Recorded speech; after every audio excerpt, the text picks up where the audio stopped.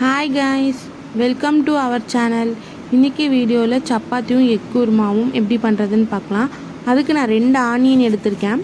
2 ஆனியனும் நல்லா பொடி பொடியாக கட் பண்ணி வச்சுக்கோங்க. ப்ளஸ் 4 தக்காளி, அதையும் நல்லா பொடி பொடியாக கட் பண்ணி எடுத்துக்கோங்க. அது கட் பண்ணி எடுத்துட்டு கடாய் வச்சுக்கோங்க. கடாய் வச்சு எண்ணெய் ஊற்றிக்கோங்க. ஒரு 5 ஸ்பூன் எண்ணெய் ஊற்றிக்கோங்க. அது காயட்டும். அது வெயிட் பண்ணிவிட்டு அதுக்கப்புறமா நீங்கள் வந்து கடுகு ஆட் பண்ணிக்கோங்க. நம்ம வீடியோஸ் சேனலில் நீங்கள் ஏதாவது சேஞ்சஸ் பண்ணணும், உங்களுக்கு ஏதாவது விருப்பம் இருந்துச்சுன்னா கண்டிப்பாக சொல்லுங்கள். நம்ம மாற்றி உங்களுக்கு பிடிச்ச மாதிரி வீடியோஸ் பண்ணலாம். கடுகு பொரிஞ்சதும் கருவேப்பிலை போட்டுக்கோங்க. கருவேப்பிலை போட்டு ஆனியன் ஆட் பண்ணிக்கோங்க. ஆனியன் ஆட் பண்ணி நல்லா ஃப்ரை பண்ணுங்கள். அதுக்கு ஏற்ற மாதிரி சால்ட்டு போட்டுக்கோங்க. ப்ளஸ் கொஞ்சம் மஞ்சத்தூள் ஆட் பண்ணி இதோடு சேர்த்து நல்லா வதக்கி விட்டுக்கலாம்.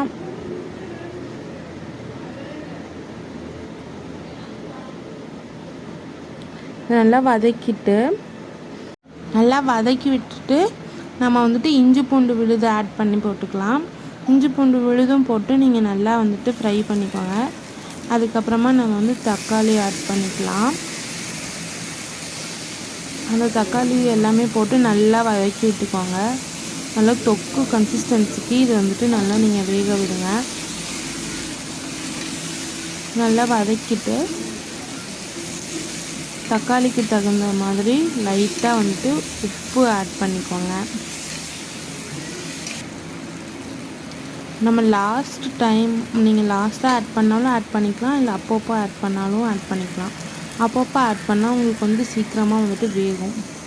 ப்ளஸ் நம்ம முட்டை மசாலா ஆட் பண்ணி வாட்டர் ஆட் பண்ணி நல்லா வேக விட்டுக்கலாம்.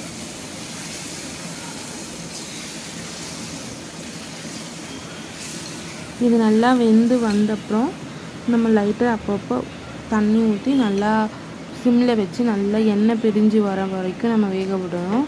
ப்ளஸ் நம்ம இதோடவே கொத்தமல்லி தூளும் லைட்டாக மிளகாத்தூள், கறி மசாலா 3 ஆட் பண்ணி நல்லா வதக்கி விட்டுக்கோங்க. இது நல்லா டேஸ்ட் கொடுக்கும்.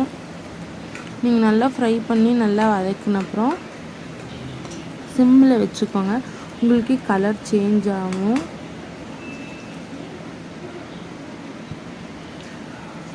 நல்லா மணமாக வரும்.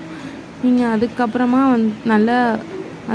நீங்கள் எக் ஆட் பண்ணால் போதும். நீங்கள் எக்கு வந்து தனியாக வேக வச்சுக்கோங்க. அதுக்கப்புறம் இதில் ஆட் பண்ணிக்கோங்க.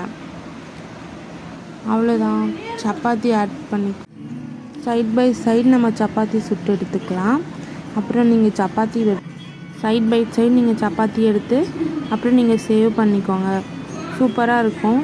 கண்டிப்பாக இந்த டிஷ் நீங்கள் ட்ரை பண்ணுங்கள். உங்களுக்கு கண்டிப்பாக இது பிடிக்கும். ஈஸியாகவும் செஞ்சிடலாம்.